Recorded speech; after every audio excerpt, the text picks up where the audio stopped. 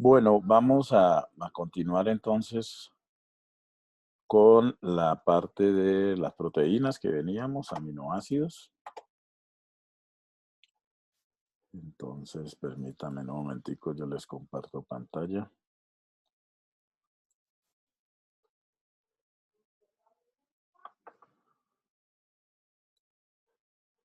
Y arrancamos. Ok, entonces ya habíamos hablado que las proteínas, ¿están viendo todos allí la pantalla, las diapositivas? Sí, profe. Listo, entonces ya habíamos hablado que las proteínas estaban hechas de aminoácidos y que estos aminoácidos tenían unas características particulares desde el punto de vista químico dadas por ese grupo R, que el carbono alfa, el amino y el hidrógeno era exactamente igual para todos, que la forma como los íbamos a diferenciar era por el radical, y habíamos hecho pues, eh, habíamos visualizado los detalles de cada uno de los grupos. Eso, la única forma es de manejarlo es cacharreándolo, ¿no? Es revisando esos grupos, ya pues con el solo hecho que se los mostré, pues yo sé que no los iban a digamos, internalizar, pero tienen que seguirlos trabajando, ¿sí? Pues es una cuestión netamente observacional, no hay allí mayor cosa que explicarles. Estamos y tienen que aprenderlos a manejar, porque de acuerdo a esos grupos, ¿sí?, funcionales de ese grupo radical de los aminoácidos, es que dependen las propiedades de las proteínas y todo lo que van a ver. Ustedes no se imaginan todavía todo lo que van a ver con donde están involucradas las proteínas. Entonces eso tienen que manejarlo muy bien porque les va a facilitar muchísimo la vida más adelante. ¿Sí? Este cuadrito que les dije, esto es básicamente hay que memorizar eso y más que memorizarlo, pues manejar esos términos, ¿sí? Porque ustedes saben que las cosas de memoria, si hay algo traicionero en este mundo es la memoria, por eso es que la anatomía termina uno olvidándosele porque le termina, la aprende de memoria y pues la memoria es muy traicionera. Ok, entonces habíamos hablado que de esos 300 más o menos alfa aminoácidos que hay en la naturaleza había escogido 20. ¿Y por qué? Pues porque tienen ciertas características particulares para poder hacer entonces las proteínas, que los aminoácidos que usamos y que nuestras enzimas pueden reconocer son los L-aminoácidos, al contrario de los carbohidratos, que habíamos dicho que los carbohidratos los que usamos son los D. ¿Ok? Y habíamos quedado, creo que por aquí, ¿no? Que los aminoácidos, al tener un grupo carboxilo y un grupo amino, entonces este grupo amino es un grupo base débil y este grupo carboxilo es un grupo ácido débil, los cuales pues se pueden protonar a diferentes pHs y tienen diferentes valores de pK, y entonces por eso los aminoácidos sirven como amortiguadores. Característica que también entonces tienen las proteínas. Entonces las proteínas son otro sistema amortiguador que tenemos a nivel celular y a nivel de los fluidos corporales como la sangre. No es el principal sistema, pero contribuye bastante las proteínas en la amortiguación. ¿Ok? Entonces, para que eso lo tengamos presente. La otra situación es que hay algunos aminoácidos que tienen un tercer pK. Y ese tercer pK está dado por las cadenas laterales. Entonces, ese tercer pK es muy, muy importante precisamente para esa función como amortiguadores de los aminoácidos. Y aquí estaba pues el cuadrito que ya les había mostrado, donde están esos pKs. Tengan presente que el pK1, siempre que ustedes hablen en un aminoácido del pK1, está refiriéndose a proteínas, al carboxilo, perdón. Siempre que hablen del pK2, está refiriéndose al amino, Y el pK3, independientemente de qué grupo sea, hace referencia al grupo que está en la cadena lateral, que en aspartico y en glutámico es un carboxilo. Entonces miren, ese pK3 del aspartico y el glutámico son pHs, están a pH ácido, mientras que el de la cisteína, que es un tiol, está más alcalino. Ya el de la tirosina y la lisina, el de la tirosina es un hidroxilo y el de la lisina es un amino, ¿no? Están en el pH alcalino. La histidina, ligeramente ácido, y la arginina, el grupo guanidinio, es el más básico de los pKs de las cadenas laterales. ¿Sí? Ok. Entonces aquí están esos grupos encargados de dar ese tercer pK. En una proteína, entonces vamos a tener que el grupo amino terminal y carboxilo terminal pues también son ionizables. Acuérdense que toda proteína va a tener acá un grupo carboxilo y acá al comienzo un grupo amino. ¿Listo? Entonces, estos también son ionizables. Entonces, estos también contribuyen y tienen su pK. El carboxilo amino terminal tiene un pK de 3.1, ¿sí? Y el amino terminal tiene un pK de 8. ¿Listo? Y estos son los otros grupos que ya les dije. De la cisteína, el tiol, de la tirosina, el hidroxilo, de la lisina, el epsilonamino, de la arginina, el guanidinio, ¿sí? Que es este de acá. Y por acá teníamos el carboxilo del aspartico y del glutámico y el imidazol de la histidina. Entonces habíamos hecho este ejercicio de que los aminoácidos, si los poníamos en pH extremos a pH 1, entonces el aminoácido estaría el carboxilo protonado. ¿Por qué? Pues porque a pH 1 hay muchos protones, entonces este carboxilo es un ácido débil, no va a soltar su protón. Mientras que el amino, que es una base débil, pues sí le encantan los protones, entonces inmediatamente se protona. Si lo llevamos a un pH extremo de 7, en ese trayecto de irlo llevando a ese pH de 7, ¿cómo? Agregándole hidroxilos, podemos subir el pH. En ese trayecto definitivamente el carboxilo tuvo que haber perdido el hidrógeno, porque el carboxilo, sabemos, es un grupo ácido, y los ácidos a pH 7 no pueden llegar con protones porque ya no serían ácidos. Entonces, el carboxilo estaría desprotonado y el amino, como es una base, sigue con su protón. Entonces, dependiendo de cada aminoácido, el pH en el cual se libera este protón, pues va a ser diferente. Por eso los pKs, miren que del carboxilo, para cada uno de los 20 aminoácidos, es distinto. Bueno, glicina y alanina coinciden, pero los otros van cambiando, ¿no? Entonces miren este cambio, por ejemplo, aquí de la fenilalanina de 1,83, la prolina de 1,99, 1,71 el de la cisteína, 1,82 por acá el de la histidina. O sea, estos pK1 varían de acuerdo a cada aminoácido. Y si lo llevamos agregando hidroxilos a un pH extremo de 14, por ejemplo, entonces lo que vamos a tener es que el amino, por más que es base, a 14 hay muchísimos hidroxilos, entonces ya también perdió su protón. Y entonces tendríamos esto. Entonces, aquí la carga neta del aminoácido dijimos que era +1. Aquí dijimos que la carga neta era 0. Y acá dijimos que la carga neta era -1.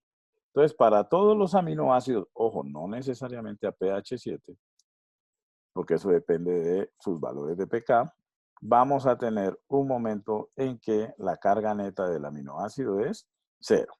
¿Sí? Entonces, cuando tenemos eso, decimos que el aminoácido está en un punto isoeléctrico.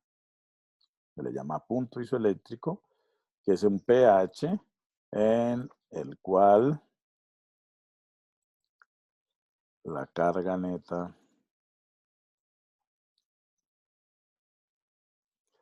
del aminoácido es 0. ¿Estamos hasta allí? Y cuando el aminoácido tiene ambos grupos ionizados, entonces decimos que está en la estructura de suiterión. ¿Sí? ¿Estamos o no? Sí. Bueno. Ok. Profe, la de Twitter era cuando ambos estaban, ¿qué? Ionizados, perdón. Ah. La azul. ¿Y hexado? Ionizado. Mira la azul, mira la azul. La que está en el recuadro azul. ¿Ahora sí? Sí. Vale.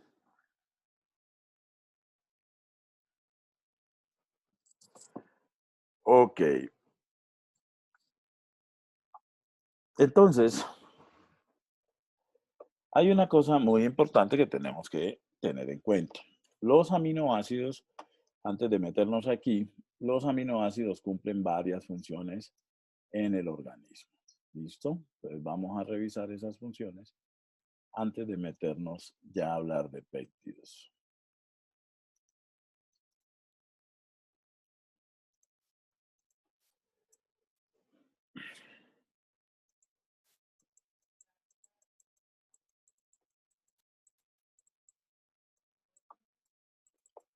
Entonces, la primera función de los aminoácidos, pues es la que estamos viendo, ¿sí? Constituyentes de las proteínas. Esa es la primera gran función de los aminoácidos, ¿sí? La segunda función ya también la dijimos. Díganme, ¿la cuál es?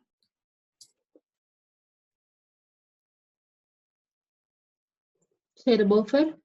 Exactamente, funcionan como amortiguadores. ¿Sí? La tercera función de los aminoácidos es que son fuente de energía. Habíamos hablado ya de cuál es la principal fuente de energía. Carbohidratos. Carbohidratos. Y la segunda.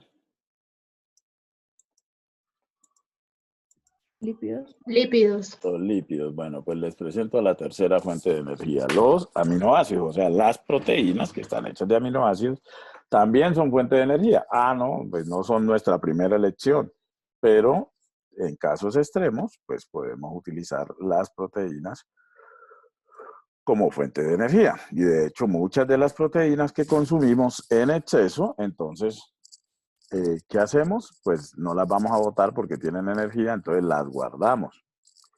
Y las guardamos en forma de, adivinen en forma de qué guardamos las proteínas en exceso. ¿Grasa? En forma de grasa. O sea, que si se ponen a comer demasiada carne, pues también se van a engordar. ¿Listo? Soy fuente de energía. La cuarta es que muchos aminoácidos funcionan como neurotransmisores.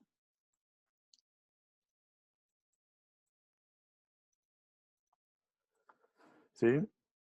El ácido glutámico, por ejemplo, es un neurotransmisor. La glicina también es un neurotransmisor. El aspartico también es otro neurotransmisor. ¿Sí? Otra función es que son precursores de hormonas. O sea, a partir de ellos se pueden hacer hormonas y neurotransmisores. Entonces, por ejemplo, hay un neurotransmisor que es el GABA, que se hace a partir del... El GABA quiere decir ácido gamma aminobutírico. ¿Sí? Y ese GABA se hace a partir de ¿quién? Se hace a partir del ácido glutámico. ¿Listo? Se decarboxila el glutámico y tenemos el GABA. La histamina, ¿sí? Se hace a partir de la histidina. La serotonina se hace a partir del triptofano. Ok, entonces la adrenalina se hace a partir de la tirosina. La otra es que son intermediarios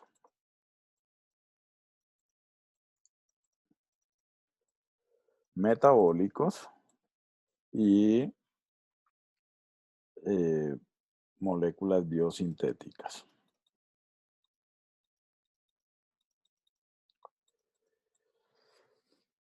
¿Estamos? Entonces, por ejemplo, el grupo hemo lo hacemos con aminoácidos, con la glicina, ¿sí? Las aminas biogénicas como la histamina, la serotonina que ya les dije, ¿sí? Entonces, esas son las funciones de los aminoácidos. Pero dentro de esas funciones está esta que es fundamental y estas proteínas que están hechas de aminoácidos, pues ya sabemos que pueden llevar a cabo muchísimas funciones. Entonces, para Profe, que tengamos disculpa, lo ¿qué dice en presente. la última? Intermediarios metabólicos y moléculas para biosíntesis. ¿Listo? Gracias, profe.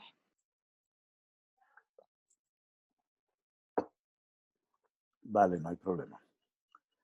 Bueno, entonces vamos a centrarnos de aquí en adelante en esa función de los aminoácidos para formar proteínas.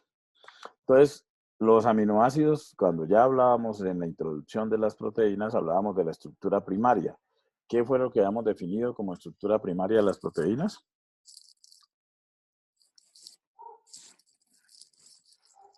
¿Quién me lo puede recordar?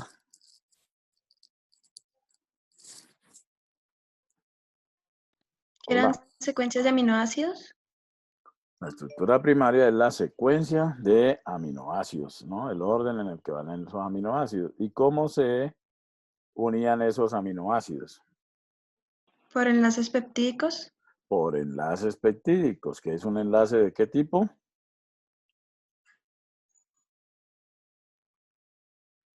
Es un enlace de tipo amida, ¿sí? Entonces, dos aminoácidos se pueden unir por enlace peptídico. Se pierde una molécula de agua.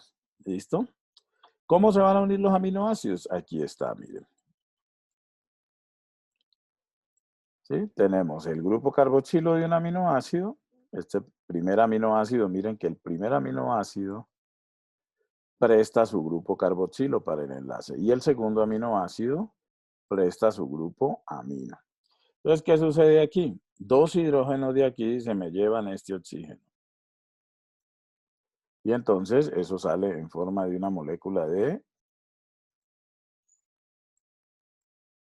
agua.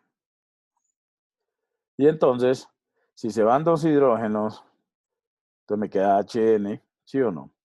Y acá se perdió el oxígeno y entonces el carbono queda con capacidad de enlace y el nitrógeno también. Entonces, miren, aquí está el HN. El carbono y el nitrógeno que hacen se unen entre ellos. Entonces, a este enlace carbono-nitrógeno es el que llamamos el enlace peptídico, ¿sí? Este enlace carbono-nitrógeno. Pero en ese enlace carbono-nitrógeno, el carbono pues queda con este oxígeno y resulta que este oxígeno puede hacer resonancia con el nitrógeno. ¿Se acuerdan de la resonancia?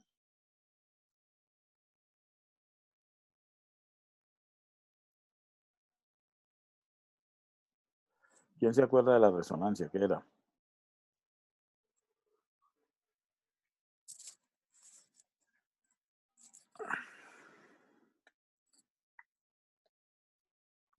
Hola. No, profe, no. Es que se unen para formar OH. ¿Cómo que no? ¿Quién se acuerda de la resonancia? Profe, la resonancia no era como esas interacciones débiles que tenían. No.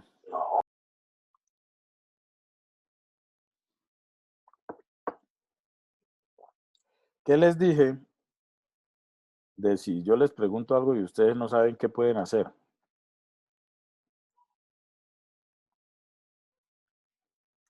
¿Qué pueden hacer? Buscarlo en internet. ¿No la mesomería? ¿Qué pueden hacer si yo les estoy preguntando algo que no se acuerdan y que yo les expliqué? ¿Se ponen a adivinar? A ver si lo Busca. pegan. ¿Y por qué no lo han buscado? Profe dice que es una herramienta que se emplea para llevar a cabo la formulación de moléculas con enlaces dobles o triples. ¿Qué más dicen? Que pueden ser representadas por dos o más estructuras de Lewis, y que la única diferencia que existe es la distribución de los electrones. Bueno, ¿y ya te acordaste entonces? Con eso que leíste, ¿no te acordaste? Sí. Sí, ¿cómo era? En español.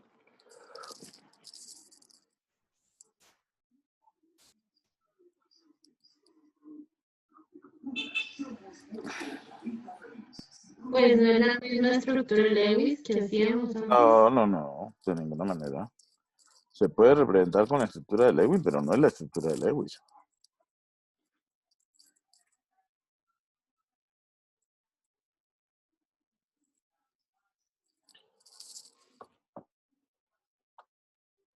En un enlace doble,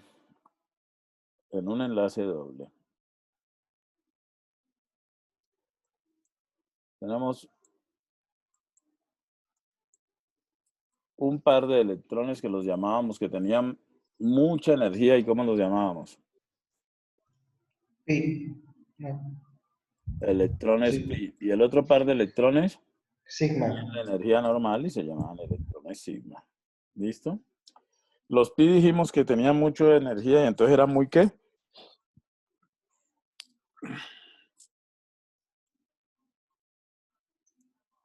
Si algo tiene mucha energía, entonces ¿qué? Es muy hiperactivo. Activo. Es muy hiperactivo. Entonces, cuando nosotros tenemos aquí, miren, carbono, aquí un enlace con nitrógeno y carbono, aquí un doble enlace con oxígeno. ¿Esto qué grupo era?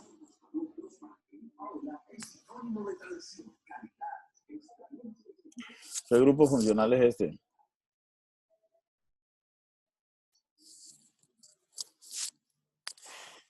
Aquí tendrían que ser dos. ¿Qué grupo funcional es ese?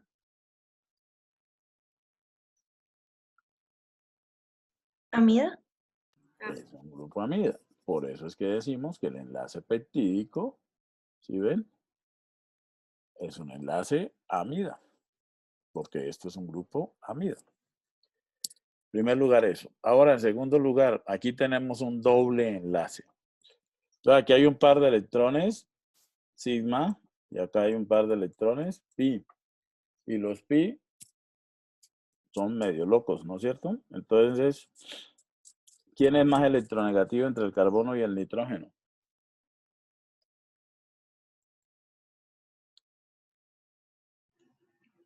El nitrógeno. No, El nitrógeno. ¿Sí? 3 es la electronegatividad del nitrógeno, 2.5 es la del carbono. O sea que los electrones en este enlace carbono-nitrógeno pues están ligeramente hacia el nitrógeno, muy ligero. Entonces los electrones pi, ¿qué hacen? Miren, están cada 10 a la nada, están aquí y luego se van para acá. Y luego de acá se vuelven para acá. Y de acá se vuelven para acá. Y de acá para allá, y de aquí para allá, y de acá para acá. Y de allá. A eso es lo que llamamos resonancia. Cuando los electrones en un enlace se mueven de manera deslocalizada. Ahora sí se acuerdan de la resonancia. Sí. Vuelvo y les repito, todo lo que vimos en la primera parte eran conceptos básicos para poder entender esta parte. O sea que por favor, que eso no se les olvide. ¿Ok? Ok. Vale, bueno, entonces eso es muy importante. En el enlace peptídico hay resonancia. Entonces eso conlleva a qué? A que si estos electrones cada 10 a la nada se están moviendo para acá y de aquí otra vez hacia acá y acá y acá, entonces eso le da al enlace peptídico un carácter de doble enlace. ¿Cómo representamos la resonancia? Acuérdense que la representamos con líneas punteaditas. Entonces sería línea punteadita aquí así. ¿No es cierto? Entonces eso le da al enlace peptídico, sin ser un doble enlace, pero por el hecho de estar esa resonancia entre oxígeno, carbono, nitrógeno, le da el carácter de doble enlace. lo cual lo hace muy ¿qué?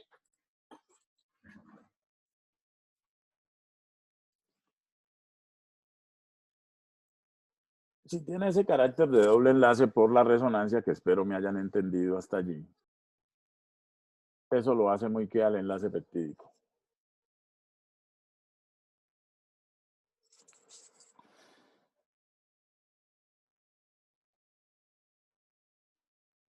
Hola. ¿Se fueron o qué? Fuerte. Claro, lo hace muy fuerte. ¿Qué es más fácil, romper esto o esto?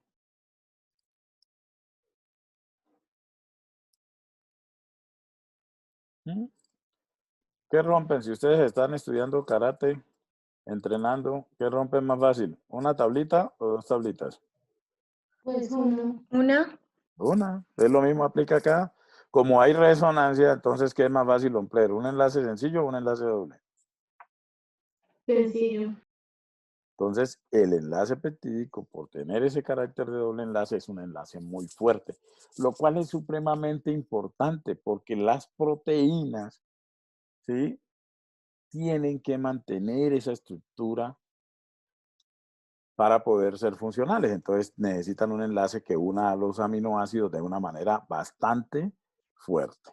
Esa es la primera cosa a tener en cuenta. La otra cosa a tener en cuenta en el enlace peptídico es que, bueno, por esa razón es que les digo que es bastante difícil de romper.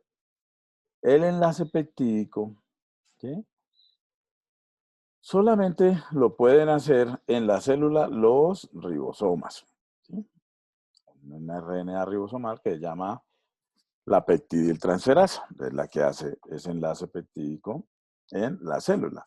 O sea, no podemos ir haciendo enlaces peptídicos así por así, lo cual es muy bueno porque entonces no estaríamos haciendo proteínas así a la loca, porque si no, pues imagínense, desde el punto de vista de la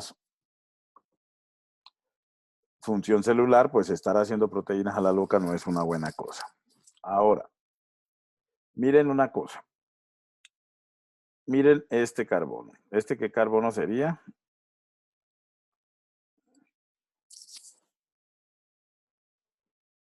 El carbono asimétrico. Que lo llamamos ¿cómo? En los aminoácidos, este carbono, ¿cómo se llama? Alfa. El carbono alfa. Entonces, este carbono alfa y este que sería el carbono carboxílico de este primer aminoácido, ¿sí ven que están en el mismo plano? ¿Sí ven? ¿Por qué les digo que están en el mismo plano?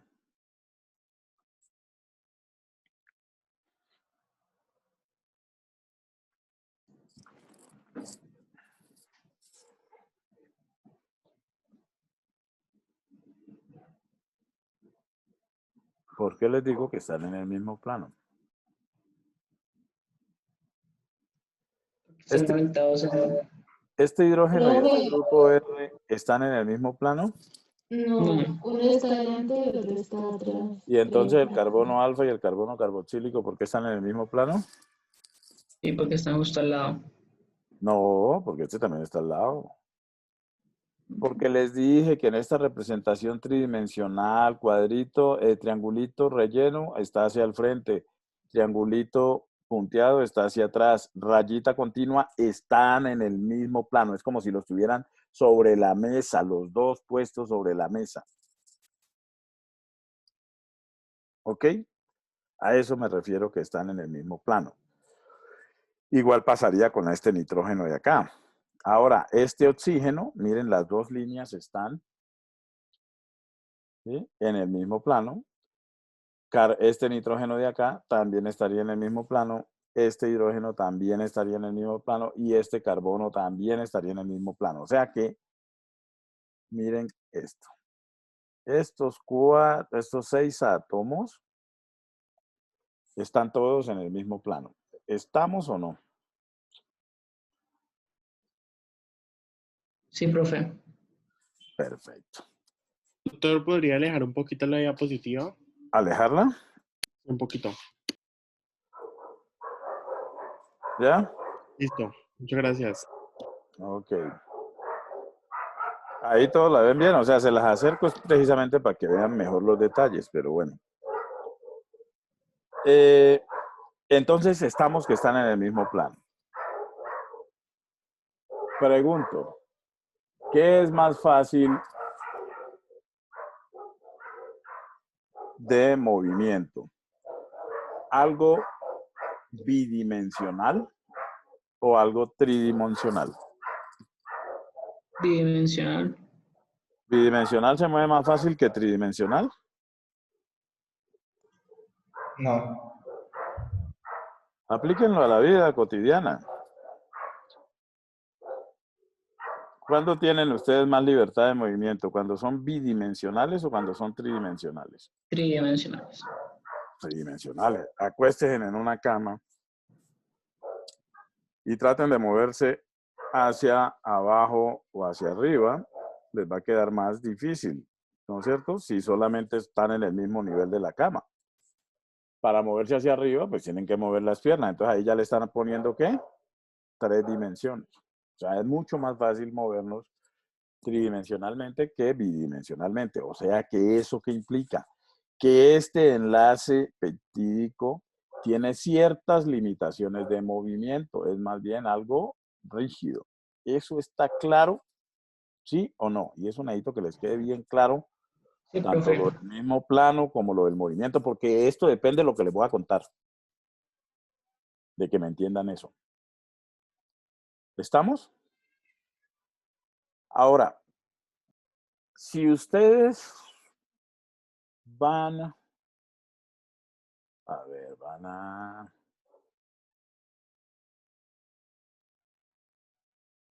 a ver, ¿cómo les digo? Van a saltar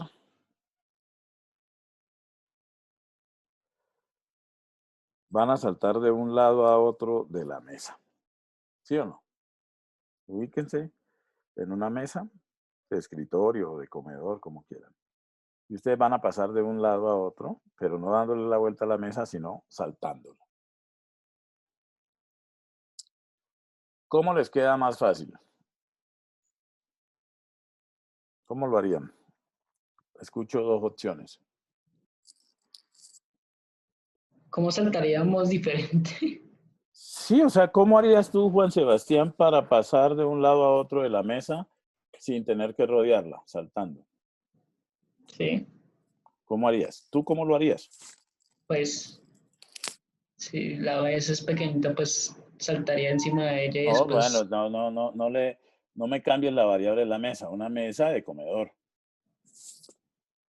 Cuadrada. Esas son las condiciones. Suponiendo que estamos encima de ella. No estás encima de ella. Estás al Salto encima otro de ella y lado. después salto. Voy por debajo. No, por debajo no puedes ir, Juan Sebastián, porque te estoy diciendo saltando. ¿Cómo vas a saltar Ya, por debajo? bueno. Es como, pues, qué diferente, salto por encima, por la otra Listo, forma. saltar por encima, listo. La otra persona que estaba hablando, ¿quién era? La chica. Yo, Isabela, ¿tú cómo lo harías? no, pues ya no sé. También iba a Como que, decir saltando así. como que tú nos estás diciendo ¿Se puede 50 poner formas algo? de salir. ¿Qué le pondrías tú? A ver.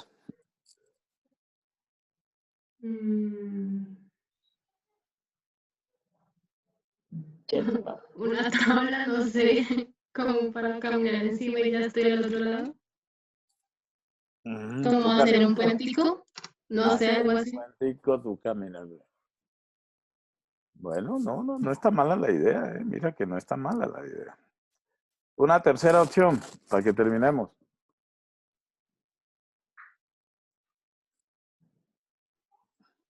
Una tercera opción. Ya, yo no les estoy preguntando nada del otro mundo. Solamente díganme cómo resuelven ese problema de saltar por esa mesa. Ya Sebastián e Isabela nos dieron su opinión. ¿Qué piensan los demás? Otra persona al menos. ¿Y si saltamos primero encima de la mesa y luego sí al otro lado? Esa es una buena opción también. Esa es una, o sea, apoyarte en la mesa, ¿no es cierto? ¿Sí o no? ¿Es lo que dice Jennifer? Sí. Listo. Entonces, eso pasa aquí. ¿Quiénes son ustedes? Esto, miren. Los grupos R son ustedes. ¿Por qué no los hidrógenos?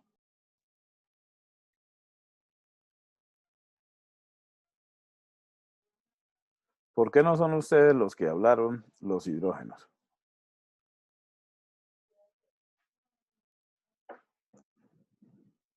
Porque los hidrógenos en lugar. Los hidrógenos, ¿qué dijiste, Juan? Es que se te entrecortó al final, qué pena. Nosotros estamos saltando si veo que nos estamos moviendo entre. Esta es la mesa. ¿Sí? Los que están en el mismo plano son la mesa. Y ustedes son los grupos R que van a saltar. Nosotros nos podemos mover entre planos. Ustedes se pueden mover, claro. Ustedes se pueden mover. Por eso es que ustedes van a saltar la mesa. ¿Los hidrógenos qué son? Los hidrógenos, ¿tú cuánto mides, Sebastián? 1,65, 1,70. Y Jennifer e Isabela Granobles, ¿cuánto miden? 1,71. ¿Y Jennifer? Bien, 1,65. Ok. ¿Ustedes se consideran del tamaño de un hidrógeno?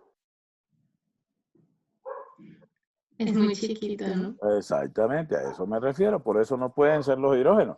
Mientras que sí pueden ser un grupo R, ¿sí o no? Que es algo mucho más grande.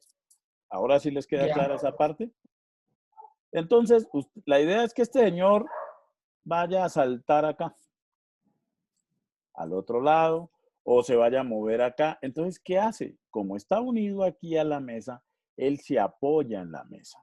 ¿Sí? Entonces, estos 6 átomos que están en el mismo plano, que son bidimensionales, están en 2 dimensiones solamente, entonces sirven de soporte, de apoyo para que los grupos R se puedan mover. ¿Estamos? Otra situación.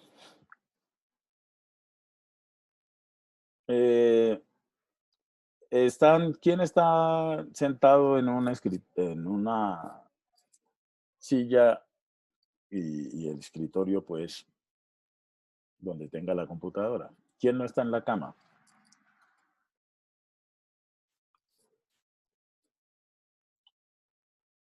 ¿Hay alguno que no está en la cama?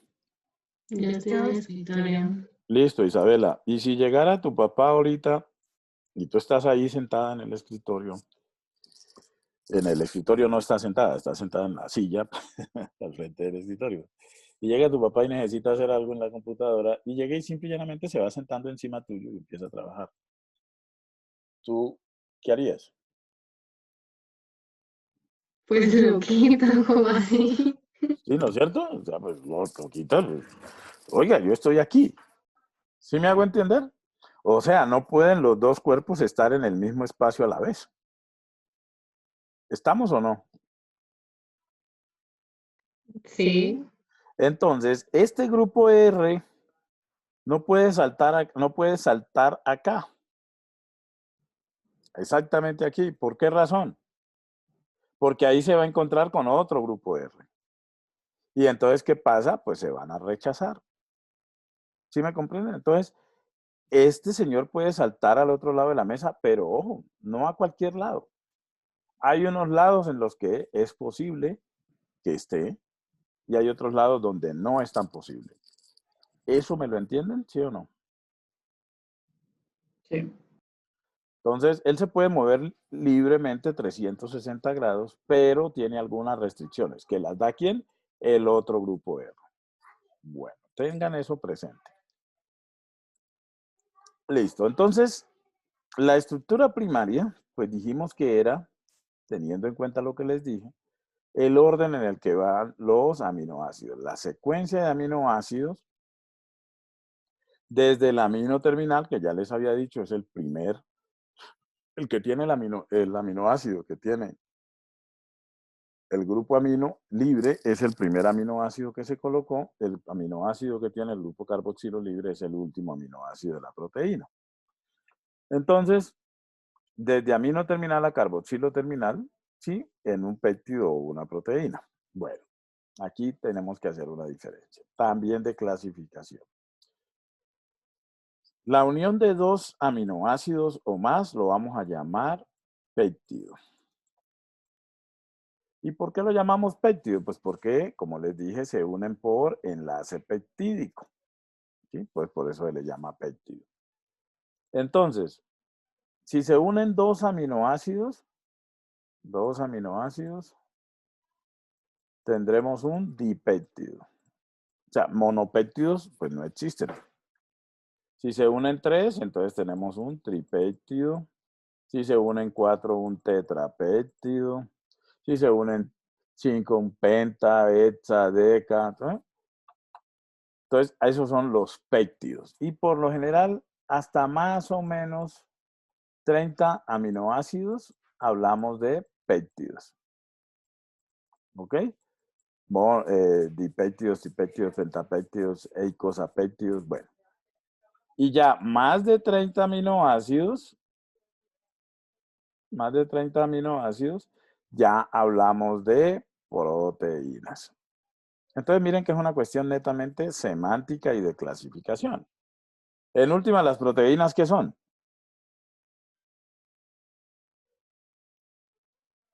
Muchos péptidos. Son péptidos, ¿sí? Y los péptidos se unen entre sí por enlaces peptídicos. Entonces miren, aquí tenemos un pentapéptido. ¿Qué quiere decir un pentapéptido? Que tiene 5 aminoácidos. Entonces, mírenlos aquí. Este aminoácido es una tirosina. Aquí estaría entonces su grupo R. Este es el grupo R. Sí, acá el amino terminal, el amino que le quedó libre porque es el primer aminoácido, el hidrógeno. ¿Sí? Y aquí tendríamos el enlace peptídico. Entonces, miren que este recuadro amarillo que estoy señalando aquí es la tirosina. Mientras que este otro recuadro, que voy a señalar aquí en rojo, sería el aminoácido siguiente, que es una glicina. Entonces, miren que el enlace peptídico está hecho entre ¿quién? Del carboxilo de la tirosina con el amino de la glicina. ¿Listo? Y estos 6 átomos son los que quedan en el mismo plano. ¿Y cuál era el grupo R de la glicina?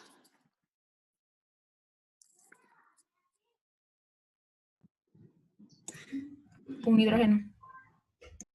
Un hidrógeno. ¿Sí? Ahí está el grupo R de la glicina. ¿Sí? Es uno de estos dos hidrógenos. ¿Cuál? No me van a preguntar eso. Es imposible precisar, pero uno de esos dos hidrógenos. Entonces, miren que este grupo R de la tirosina tendrá limitaciones para saltar esta mesa. Aquí.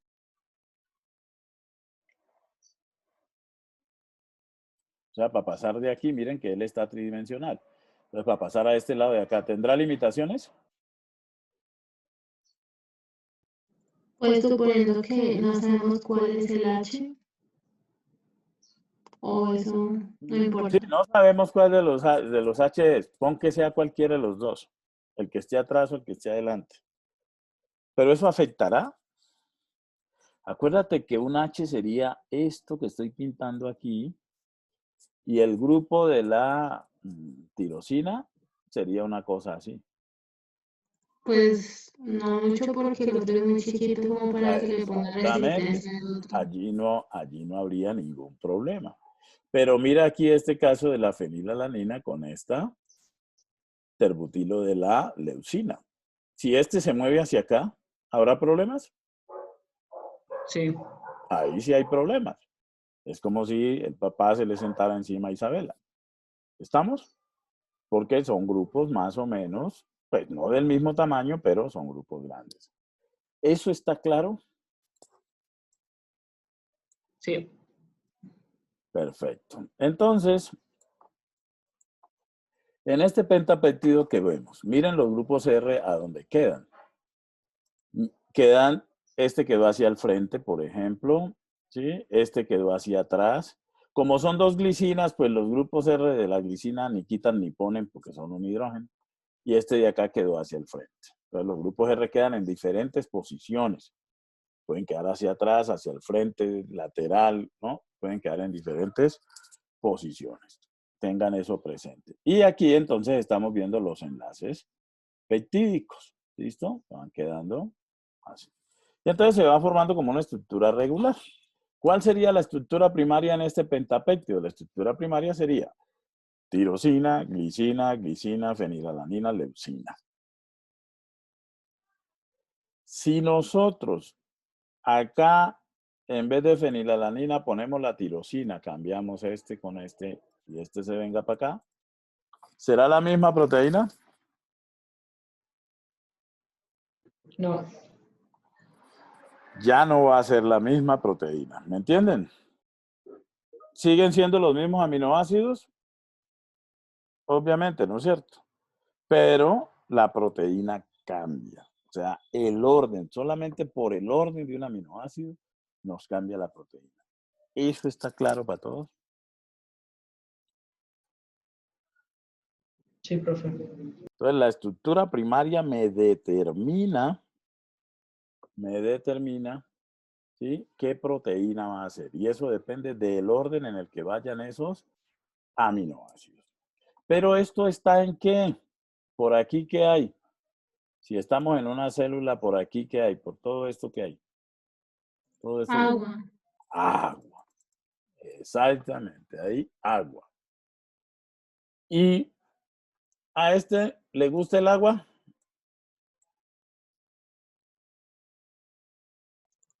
Pues sí, porque tiene una noche, ¿no? Por aquí puede interaccionar con el agua. Por acá, pues no, pero por aquí sí. ¿Y a este le gusta el agua? No. No, a este no le gusta el agua. ¿Y a este le gusta el agua? No. No. Ah, bueno, no. ¿Por dónde? Pero por aquí sí se puede meter una moleculita de agua, ¿sí o no? Sí. Entonces, miren qué es lo que hace que estos señores quieran saltar la mesa, o sea, moverse alrededor de ese enlace peptídico. Su afinidad o no por el agua. Pero en la capacidad de movimiento va a depender de los vecinos. ¿Cuál es el vecino de esta tirosina? El hidrógeno de esta glicina. ¿Ese vecino le pone problemas a la tirosina? No. No, porque ya dijimos que es un vecino muy chiquitico. Ahora, esta fenilalanina se quiere mover para acá. Ahí sí hay Grupo R. problemas. ¿Este vecino deja que se mueva? No. No. Este vecino le pone problema. Entonces, no, para acá no. Por aquí, por allá. O sea, le va a limitar las posibilidades de movimiento. Vuelvo y pregunto, y perdonen que sea tan existente. ¿Está claro eso? O sea, profe, para recapitular, va a depender de dos cosas, de los vecinos que tenga y de la afinidad con el agua, de que Perfectamente. los grupos R se puedan mover. Perfectamente. Mejor no lo hubiese podido decir yo, Isabela. Muy bien. Ok. Ahora, bueno, entonces espero que el concepto de estructura primaria ya esté claro para todos, ¿no es cierto? Ahora, ¿qué sucede? Vamos a ver unas cuestiones netamente de nomenclatura, pues, de convenciones, ¿no? Entonces, cuando ustedes estén leyendo por allí y se encuentren que les describen un determinado péptido y es, en este caso, tirosina, glicina, aspartico, fenilalanina, leucina. Esto es una forma de describirlo. Amino terminal, carboxilo terminal. ¿Qué tenemos que distinguir aquí nosotros? Nos dicen, ¿cuál es el primer aminoácido de ese péptido? ¿Cuál sería el primer aminoácido? De este péptido que estoy señalando allí.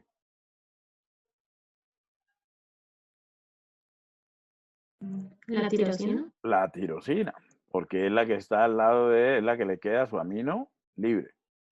Siempre el que tenga el amino libre va a ser el primero. Y el que tenga el carboxilo libre va a ser el último. Entonces, cuando están así, separados por guiones, entonces quiere decir que esos son los aminoácidos que constituyen esa proteína y ese es el orden en el que van los aminoácidos. ¿Estamos? Vuelvo y repito, eso es una cuestión de nomenclatura. Ahora, si tenemos lo mismo, tirosina, glicina, aspartico, fenilalanina, leucina, pero están separados por comas. Si están separados por comas, ¿eso qué quiere decir? Quiere decir que esos son los constituyentes de esa proteína, ¿sí? Pero no se sabe en qué orden van. ¿Estamos? Y si tenemos lo mismo, separado por guiones, o sea que ese es el orden, y nos aparece por ahí ASX o GLX, quiere decir que no se sabe si allí va o un glutámico o una glutamina o una glutamina o un aspartico o una asparagina. ¿Listo? Entonces, el ASX es para aspartico o asparagina y el GLX para glutámico o glutamina. ¿Estamos claros? Sí, profe. Hay una cosa importante que sucede en las proteínas y es cuando se encuentran dos cisteínas de frente. No necesariamente tienen que ser contiguas. De hecho, si son contiguas, es más complicado. ¿Sí? Puede ser una cisteína en la posición 85 y otra cisteína en la posición 42, pero cuando la proteína se plega sobre sí misma, quedan de frente. Entonces, inmediatamente, ¿qué puede suceder? Que este hidrógeno se lleve este hidrógeno. Entonces salen como una molécula de hidrógeno y este azufre se una con el otro azufre y entonces se me forma este que es un enlace. ¿Qué tipo de enlace es este?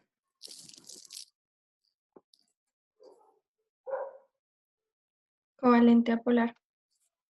Es un enlace covalente apolar. ¿Es un enlace débil entonces? No. No. Un enlace covalente apolar que ya sabemos es un enlace fuerte. Y ese enlace covalente apolar entre dos azufres lo llamamos enlace disulfuro. Y ese enlace ya les había comentado por allá en la primera clase que hablamos de proteínas, que es el responsable en muchas proteínas de ayudar a mantener la estructura terciaria. ¿Listo? Entonces tengan allí presente eso. ¿Listo? Hasta allí, ¿cómo estamos? Bien. Esos enlaces disulfuro son importantes para mantener esa estructura de las proteínas. Miren este caso. Ya habíamos hablado del caso de las queratinas con el cabello, ¿no? El pelo lacio, el pelo crespo. Y miren, esta es la estructura de la insulina. La insulina tiene dos cadenas polipeptídicas, una cadena A que tiene 21 aminoácidos, ¿sí? Y una cadena B que tiene 30 aminoácidos. Si juntamos las dos cadenas, pues son en total 51 aminoácidos. Es una proteína pequeña. Pero miren que se están dando estos enlaces disulfuro aquí entre la cisteína. Miren, este es el 1, el 2, el 3, el 4, el 5, 6. La cisteína de la posición 6, luego siguen las 7 otras cisteínas, alanina, serina, valina, cisteína, la cisteína de la posición 11.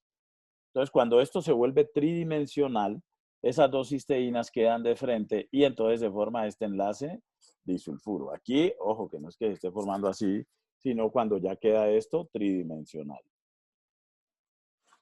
¿Listo? Entonces, a este enlace que está ocurriendo entre dos cisteínas que están en la misma cadena, ¿estamos? Le vamos a llamar enlace disulfuro intracatenario. ¿Listo? ¿Eso está claro? Profe, ¿puedes volver a repetir el nombre, por favor? Enlace disulfuro intracatenario, porque está dentro, intra es dentro de la misma cadena. Gracias. Bueno, ahora miren esta situación. La cisteína 7 de la cadena A se encuentra de frente con la cisteína 7 también de la cadena B. Entonces, reaccionan entre sí y forman un enlace disulfuro. A este enlace disulfuro le vamos a llamar enlace disulfuro entre cadenas, ¿sí? Intercatenario. Entonces, ¿está clara la diferencia entre intracatenario e intercatenario? Igual este de acá también es intercatenario. Bueno. ¿Está claro? Sí, profe. Bueno. Entonces les decía que el enlace peptídico tiene ese fenómeno de resonancia, ¿sí? Entonces ese par de electrones no compartidos, entonces se van a estarse moviendo, ¿sí? Entre, miren, aquí está el doble enlace, carbono-oxígeno, y acá, miren, carbono-nitrógeno, carbono-oxígeno, carbono-nitrógeno, carbono-oxígeno. Entonces esto mantiene en ese constante movimiento. Y eso es lo que hace que el enlace peptídico tenga un comportamiento de doble enlace y que sea neutro, ¿sí? Porque es un enlace amida. Lo que ya les había dicho, el enlace peptídico resulta que hay 6 átomos que están en el mismo plano. Entonces hagan de cuenta que esta es la mesa que les digo. Entonces, ¿quiénes están en el mismo plano? Miren, el carbono alfa, el carbono carboxílico, el oxígeno carbonílico, el nitrógeno, el hidrógeno y el otro carbono alfa. Miren que los grupos R, miren este grupo R donde quedó. Miren acá este que sería el hidrógeno, que está pues exageradamente grande. Miren este otro grupo R donde queda, hacia el frente. Este ya sería el siguiente enlace peptídico, que ya estos van a quedar también en el mismo plano los de acá, ¿sí? Pero un plano distinto al de este. Y así mismo, entonces se va como, bueno, es que no me están viendo, pero espero me estén entendiendo. ¿Sí? Hola. Sí, profe. Entonces, los grupos R, les decía que se van a mover, pues, con, digamos, cierta libertad, y como ya lo dijo Isabela, depende de el agua, por eso es que se mueven, y de los vecinos. Entonces, miren, si los grupos R en la proteína me quedan, aquí, perdón, no, este es el oxígeno, acá, un grupo R acá y otro grupo R acá, ¿sí ven? Que este está hacia el frente y este está hacia atrás. O sea que están en forma trans, ¿sí? Acuérdense que si aquí tenemos, y estos dos quedan en el mismo lado, arriba o abajo, entonces decimos que es cis. Pero si tenemos esto, y este me queda acá, y este me queda acá, entonces estamos en trans. Entonces miren, estos grupos R están en trans. ¿Tendrán problemas si quedan así?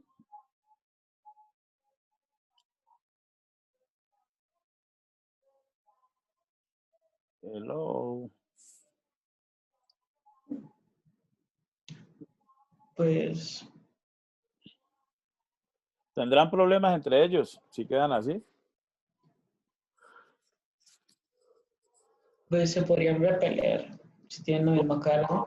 ¿Cómo, Sebastián? No te Se entendí. podrían repeler si tienen la misma carga, si los dos tienen carga positiva. Digamos que los dos son cargadísimos, supremamente cargados y este es positivo con un poco de cargas positivas y este también tiene un poco de cargas positivas, ¿tendrán problemas si quedan así como está ahí representado? No. Ahí no. Ahí no tienen problemas porque están bien distantes. Miren que este está hacia atrás y este está hacia adelante. Aquí tienen que ser muy tridimensionales. Tienen que pensar mucho. Esto es más que bioquímica, esto es ubicación espacial. Entonces van a quedar muy distantes, sí. Tienen muchas cargas o no tienen cargas, pero van a quedar distantes. Mientras que miren lo que sucede si quedan en cis. Aquí sí hay problemas porque pueden quedar, ¿sí? Si son positivo, pues se van a rechazar esas cargas y entonces esto va a ser muy inestable. Entonces, normalmente, pues lógicamente que se adopta. Por lo general tratan de quedar en trans. ¿Listo? Porque le da más estabilidad. Si le da más estabilidad, ¿cómo estamos ahí con la energía?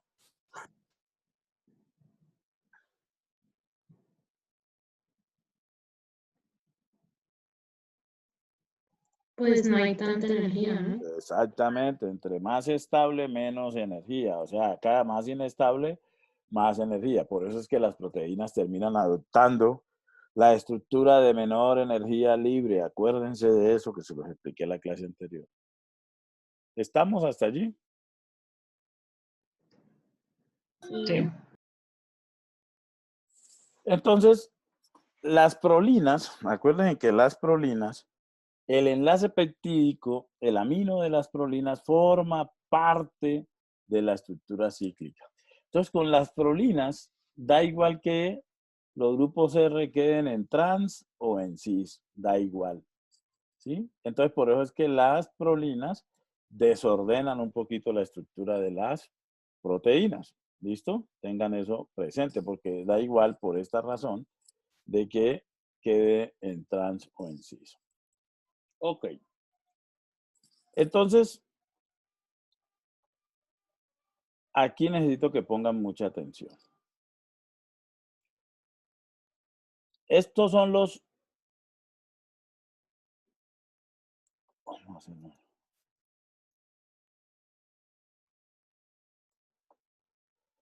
Este carbono, este oxígeno, este nitrógeno, este hidrógeno y este carbono están en el mismo plano, ¿sí o no?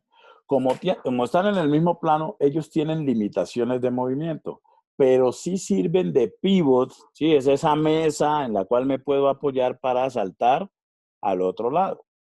¿Estamos? Entonces, como sirven de pivot, generan unos ángulos de rotación. ¿Listo?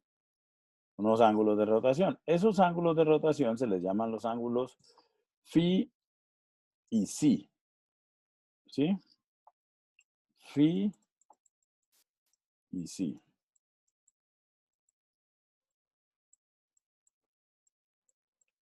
¿Listo? Entonces, ¿eso qué quiere decir? Que el grupo R puede rotar por el ángulo phi, psi o por el ángulo phi, los grupos R de los diferentes aminoácidos. Y de acuerdo a esos ángulos de rotación, quedar en una determinada posición. Posiciones favorables o posiciones desfavorables. Es claro que las posiciones desfavorables, o sea, en las que quedan muy cercanos, pues no son físicamente permitidas. El papá de Isabela no se puede sentar en la silla del escritorio si Isabela está allí sentada. ¿Sí me entienden? Esas son las posiciones no permisibles físicamente por una cuestión fundamental de la física y es que dos cuerpos no pueden ocupar el mismo espacio a la vez. ¿Estamos claros? Sí, profe. Listo. Entonces, de acuerdo a esos ángulos se puede rotar en diferentes, alrededor de 360 grados en diferentes posiciones. Entonces, de eso va a depender ¿qué? La estructura secundaria. De esos ángulos de rotación phi y psi depende la estructura secundaria, que es cómo se me organizan esos grupos R en la proteína. Entonces, esto sería para explicar cómo se puede rotar por los ángulos phi, ¿sí? Y acá por el ángulo psi, ¿sí? Se puede rotar de diferentes formas, ¿no? Pues resulta que hubo un señor de esa gente desocupada.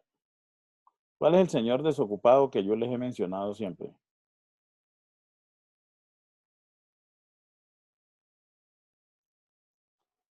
¿Se acuerdan? Que les he dicho que había un tipo muy desocupado que ¿qué hizo? ¿Que soltó la mesa? No, eso no. ¿Mm? Van der Waals. Van der Waals fue el desocupado que se puso a inferir los diámetros de los átomos y hasta qué distancia se pueden acercar sin rechazarse y más bien atraerse. Eso es estar desocupado. Pues había otro desocupado, este señor Ramachandran, un hindú. Le dieron el premio Nobel por desocupado y él se puso a hacer los cálculos de acuerdo a los grupos R de los aminoácidos, ¿sí? ¿En qué ángulo, en qué posiciones de esos ángulos de giro phi y psi podían mover que fueran físicamente favorables? Y llegó a este cuadrito, que se llama la gráfica de Ramachandran. ¿Listo? Esta gráfica de Ramachandran nos dice que si el ángulo phi y psi quedan en este cuadrante, los grupos R en esos ángulos de giro, ¿qué va a pasar aquí? Eso es totalmente inestable, es físicamente imposible. ¿Estamos? ¿Por qué? Porque miren cómo quedan los grupos R con respecto al oxígeno carbonílico. Y entonces esto distorsiona. Si caen en este cuadrante de acá, ¿sí? Negativo en phi y negativo en psi, entonces, ¿qué es lo que sucede? Hay posibilidades. Todo lo que está en verde es factible y lo verde más oscuro es todavía más factible. ¿Estamos claros hasta allí? Sí. Si quedan en el cuadrante negativo en phi y positivo en phi, negativo en psi, entonces nos queda que toda esta zona es factible y la más factible es la que está en verde oscuro.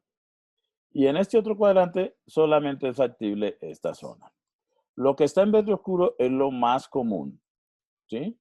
Lo que está en verde claro es lo menos común, pero que también es favorable. ¿Estamos?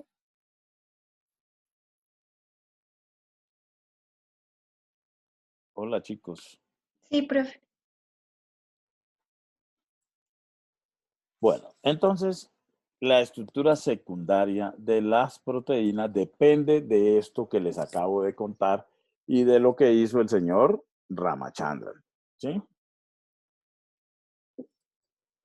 Entonces, de las proteínas que están reportadas en este PDB, que vamos a hacer una práctica la próxima semana,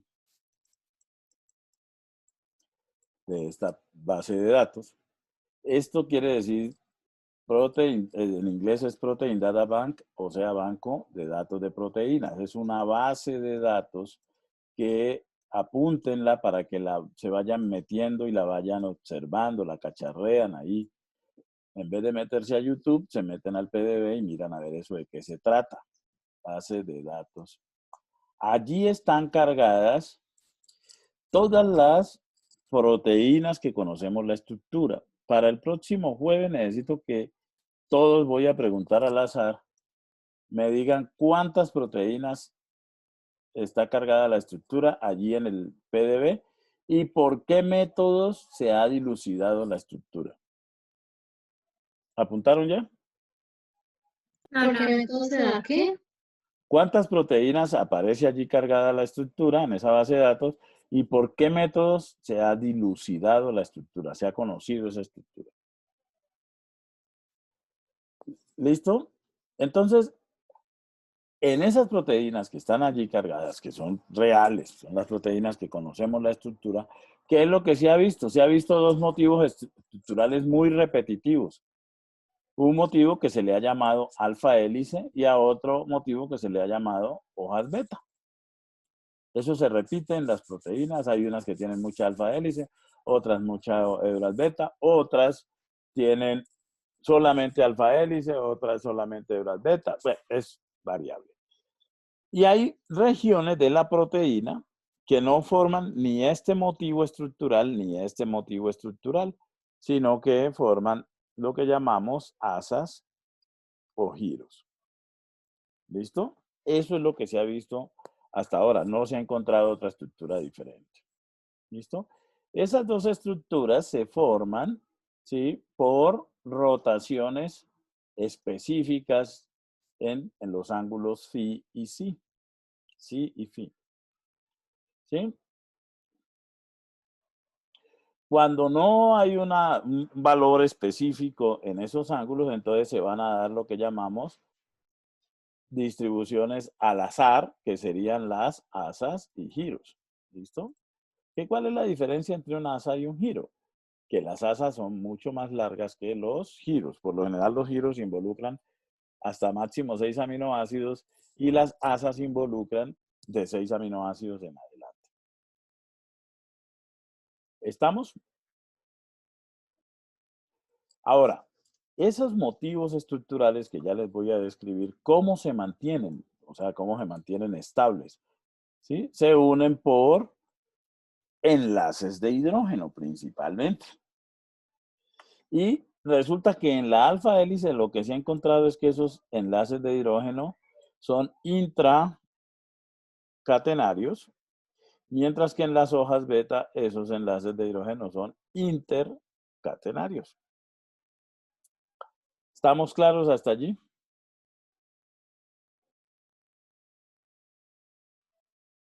Sí. Sí, profe. Vale. Entonces vamos a hablar de la alfa hélice. Entonces, ¿dónde se puede dar alfa hélice? ¿En qué ángulos de giro se puede dar alfa hélice? Básicamente aquí donde aparece la zona roja. ¿Listo? Es donde cuando tienen estos valores es que se da la estructura de alfa hélice. ¿Listo? Alfa hélice destrógira, o sea, hacia la derecha. Miren aquí. Voy a pintar una alfa hélice hacia la derecha. Pónganle cuidado a lo que voy a pintar aquí. ¿Sí ven? Y voy a pintar una alfa hélice hacia la izquierda. ¿Vieron la diferencia? Sí, profe. Listo. Entonces, aquí es la alfa hélice a la derecha, que es la más común que encontramos en las proteínas.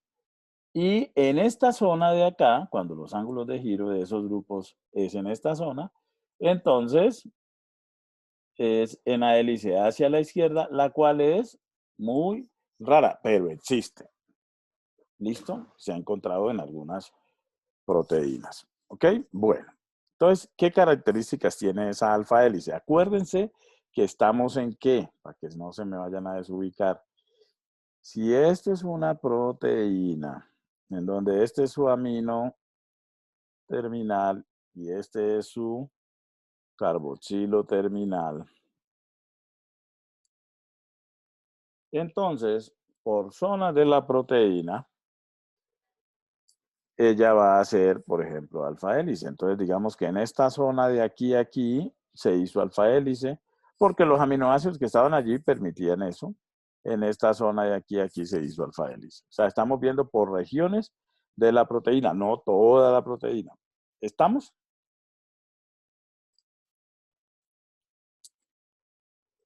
Entonces, la hélice, la alfa hélice tradicional, se le conoce como hélice 3.63. ¿Qué quiere decir? Que por lo general tiene hasta máximo 13 aminoácidos, y que por cada vuelta de hélice, ¿qué es una vuelta de hélice? La voy a señalar aquí.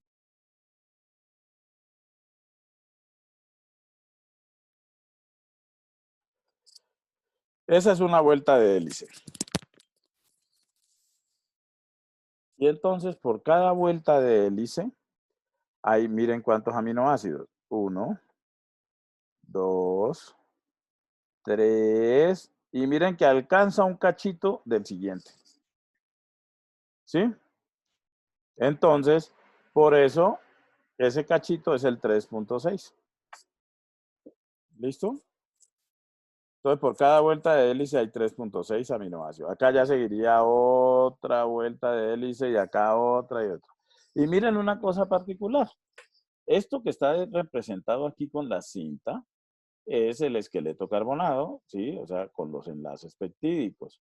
Y miren que hacia afuera de ese esqueleto carbonado están quedando los grupos R, ¿sí? Y entre aquí quedarían los oxígenos, que es lo que vemos aquí. Entonces, miren, los grupos R van quedando hacia afuera. Y entonces, miren el hecho de que los grupos R queden hacia afuera. Acá afuera, ¿qué hay? Todo esto. Agua. Agua. Entonces, si este grupo R es hidrofóbico, pues va a tratar de esconderse del agua. Si este es hidrofílico, antes le va a dar la cara al agua. Todo esto se tiene que estabilizar de alguna forma. ¿Cómo se estabiliza? ¿Sí ven? Aquí, miren, este aminoácido tiene aquí este nitrógeno, aquí el hidrógeno, y miren el de acá arriba que está como, si este es este, entonces 1, 2, 3, el cuarto aminoácido, aquí le quedó un grupo, que sería este de acá el cuarto, le quedó un grupo, este rojo es el oxígeno. Entonces miren que este oxígeno, que está distante 4 aminoácidos de este aminoácido, pero quedan de frente, y esto es un hidrógeno, entonces se forma, entre oxígeno y nitrógeno se forma un enlace de hidrógeno, donde este nitrógeno es el donador del enlace de hidrógeno, y este de acá es el aceptor del enlace de hidrógeno. ¿Estamos claros? Y esto se repite. Aquí miren otro enlace de hidrógeno, aquí miren otro enlace de hidrógeno, otro enlace de hidrógeno, de la misma forma. Entonces, esos enlaces de hidrógeno están ocurriendo dentro de la misma cadena, mismo pedazo. Entonces, por eso los llamamos enlaces de hidrógeno intracatenarios. ¿Estamos? O sea, profe, que esos son los que la van a estabilizar. ¿Cómo? ¿Esos son los que la van a estabilizar? Claro, claro. Por eso se mantiene la estructura, ¿sí? A pesar de estar en ese medio acuoso. ¿Vale? Vale, profe, Acuérdense gracias. que un enlace de hidrógeno solo, pues no es nada, ¿sí o no? Es una cosa muy débil. Pero cuando ya son muchos enlaces de hidrógeno, se convierte en una fuerza que hay que tener en cuenta. Entonces, si nosotros miramos una alfa hélice desde arriba, miren que se forma como si se ve como si fuera un hueco, ¿no? Y entonces miren los grupos R cómo quedan armónicamente. Es una estructura simétrica, ¿no? A los lados. Y a la parte interna, entonces me quedan los hidrógenos con los oxígenos haciendo los enlaces de hidrógeno.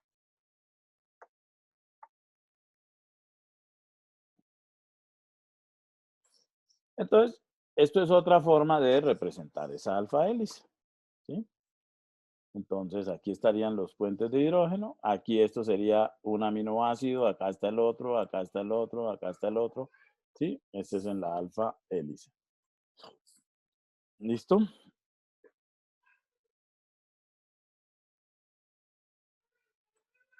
Y si estiramos esa alfa hélice, o sea, si esta hélice, esto así,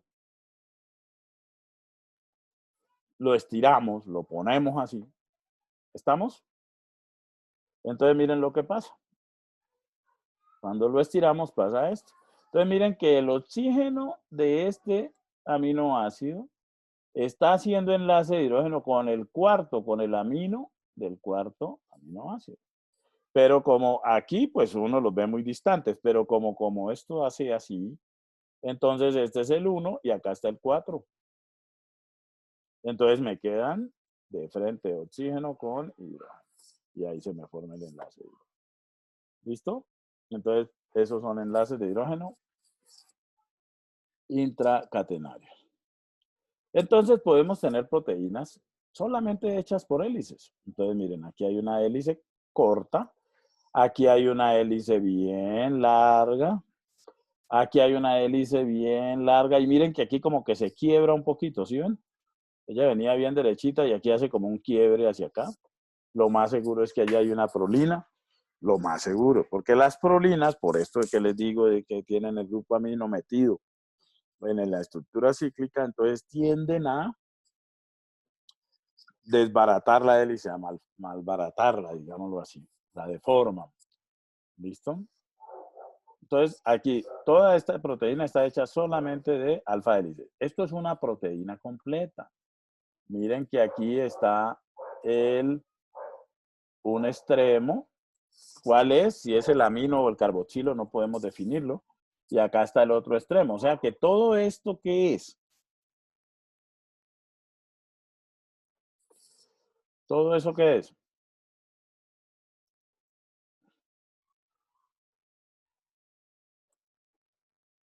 Pues una proteína. Desde el punto de vista estructural, ¿eso qué sería?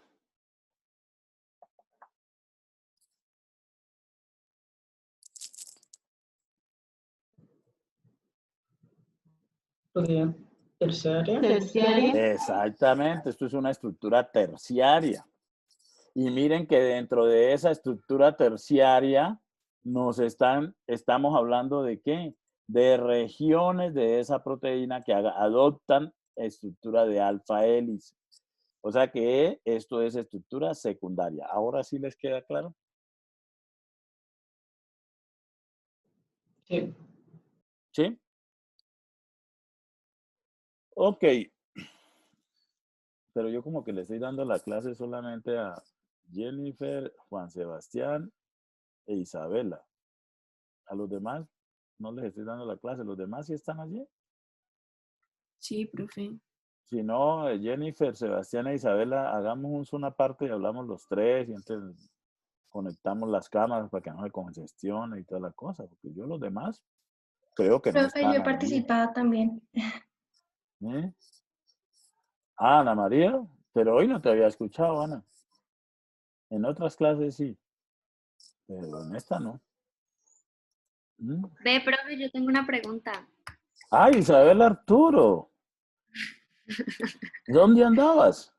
Aquí, sino que es que yo siempre le hago preguntas y también pues ¿Y no. qué pasa? Sí, sí, extrañaba yo que Isabel Arturo no estuviera. Ve, profe, sabemos que inicia, o sea, es que mira que él tiene como varias culebritas por decir así, pero sabemos que Alfa donde, hélices, alfa hélices, Isabel. bueno, ok, alfa hélice. Sabemos que inicia en la más cortica y termina en la, No sabemos, o sea, lo que podemos decir es que esto es un extremo de la proteína y este es el otro extremo. ¿Cuál de los dos es en el que inicia? No sabemos. Tendría que estar aquí, tendrían que habernos colocado, pues, NH3. Si tuviéramos esto así y esto así, entonces ahora sí podríamos decir, aquí inicia y acá termina. Pero mientras no, pues simplemente decimos que es una estructura terciaria, pues tiene obviamente sus dos extremos. ¿Estamos? sí, profe. Bueno, entonces podemos tener una proteína solo con alfa hélice. Miren, aquí hay una situación. Miren que esta hélice que es cortica, esta de acá, aquí ya se desbarata y aquí empieza otra hélice, ¿sí? Hasta acá, pues, y se quiebra y esa vaina. Entonces miren que como es una estructura primaria, ¿sí? Entonces aquí se formó alfa hélice, luego sigue una largota acá, luego sigue acá otra alfa hélice.